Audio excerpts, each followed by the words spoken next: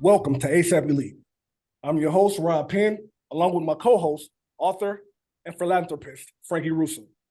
Today's guest has dedicated her life to ensure that every child in every school has the right to be nourished, active, and supported. CEO of one of our country's leading nonprofit organizations, GenYouth, please welcome Marie Krautheim. Hello, thank you.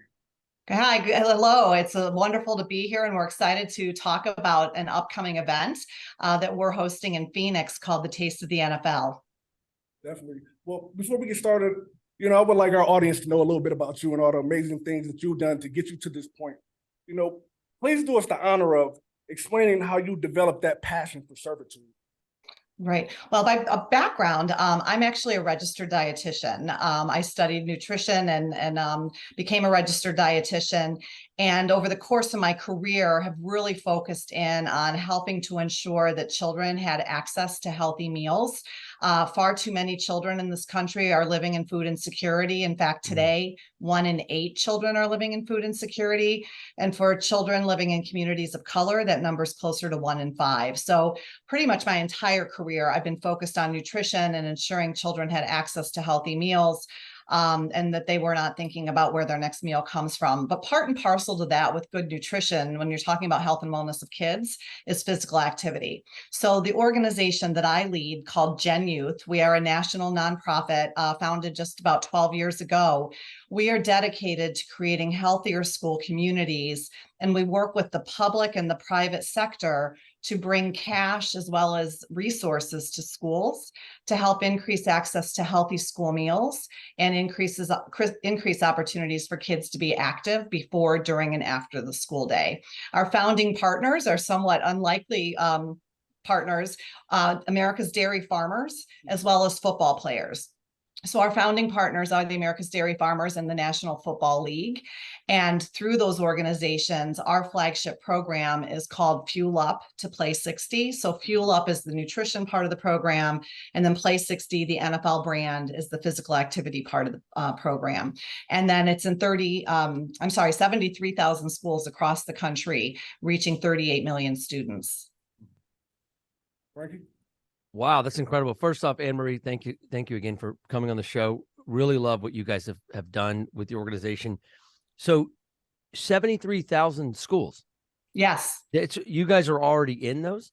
Yes, when we launched the program, Fuel Up to Play 60, about 10 years ago, we put an offer out to schools across the country, and 73,000 teachers and 73,000 schools raised their hand and said, this is important for my school community. And we provided the program to them free of charge. And a key component of the program, which I think differentiates us from some of the other programs that are out there, is that empowers youth to be in the driver's seat. We're real believers that if it's for youth, it should be done with youth. And so through this program and really all the work that GenYouth does, we follow that mantra. And our student, we have a youth council, and one of our wise youth council members says, if it's about me, don't do it without me. And we do engage students to help implement change, identify problems, create solutions. And then through GenYouth, we provide the cash as well as the equipment resources to help support change in those schools.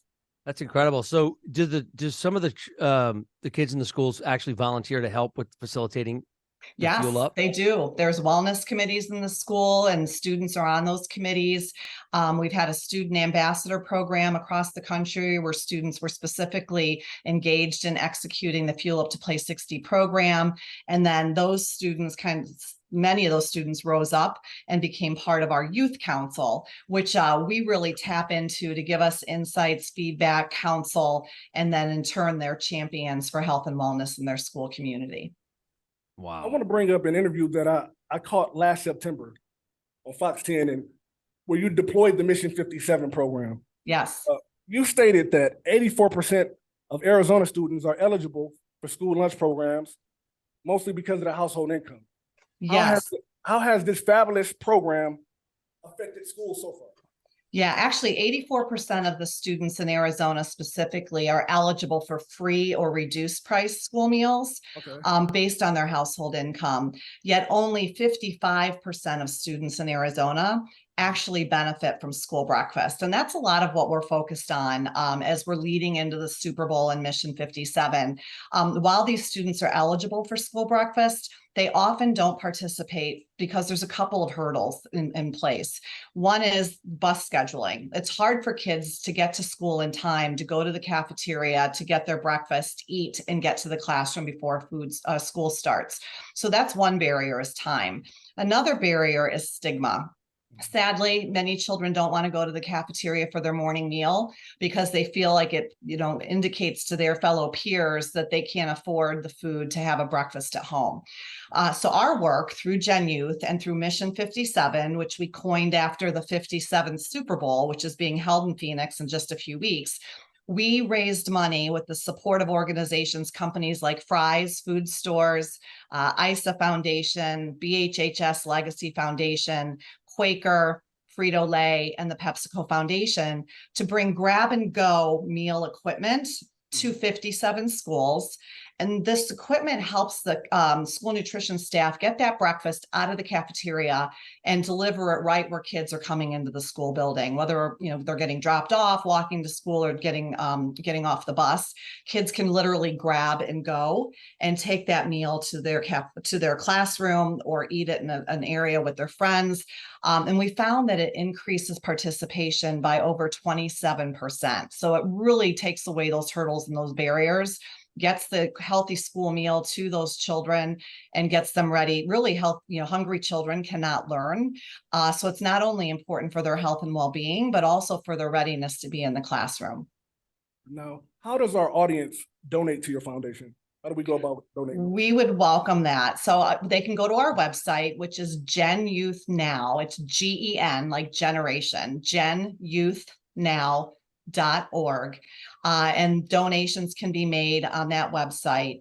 And then also through the event that we are hosting the day before the Super Bowl, members of the Arizona community and beyond can buy a ticket to join us at the Taste of the NFL. It'll be held on Saturday, February 11th from 4 to 8 p.m. at Chateau Lux in Phoenix. And all of the revenue generated through this event will come back to GenYouth to give to schools in Phoenix and throughout all 32 club markets for the NFL club teams to help those children in those schools have access to school meals. Wow. Do you have people outside of the school system that will sometimes volunteer to be a part of your organization or this movement? We do. And, COVID was a little bit tricky with that because the schools became a little more conservative in letting outside individuals into the school just even for health parents, and safety. Really. I mean, I couldn't even go in as a parent for a little bit there. However, I will say we've seen a lot of football players volunteer to come to schools, which is fantastic. Nice. We work with excellent. a great group of NFL players. Many of them will be with us at Taste of the NFL, and they go in and help distribute the school meal to the kids. They get kids excited about being part of that breakfast meal. They talk about the importance of school meals to them as they were growing up, and how it helped them to become healthy and strong. And it just really, I think, creates a whole celebratory environment around that school meal. And we love to help to facilitate that. ASAP Elite is here to volunteer also, anytime you need it. There you All go. right, we'll keep that in mind. We have some events. Well, I was just going to say, I've always been a huge fan when it comes to philanthropy. I think most people think of it as donations and things like that, but it's that experience of actually being a volunteer is second to none, really. It's life-changing, really. Yeah, it's such a powerful thing. And there's so much in that I think, people out there that are sometimes feeling like there's something missing in their life. Sometimes it's just being able to unconditionally give to someone in need. Like there's something about that's a part of our DNA. And I love that you guys have that as a big component and for the youth, that you're basically, not only are you offering the food and the fuel up and the nourishment, but you're teaching them something that is invaluable, which is that when I give back, how much I get. Right. And when I'm actually a part of that, like it's one thing to give money, which is great, buy the ticket. It's that experience though, that I think is so life-changing. And I have no doubt that's why your organization has been so strong for 10 years, because 10 years for an organization like this is actually like almost dog years, wouldn't you say? It feels like it sometimes. It does feel it does. But I tell you what, during COVID, we were not able to get into the schools. And we just actually September, maybe a little bit before then, but it was kind of our first foray back into school buildings. Oh, that had to and feel it was good. just so rewarding. And it was such a reminder of why we get up every day and do what we do, because you see So the important. look on those kids' faces. And it's almost, like Christmas when they see that morning meal. That's wonderful. Super Bowl 57, Taste of the NFL. How intense could it get in those competitions?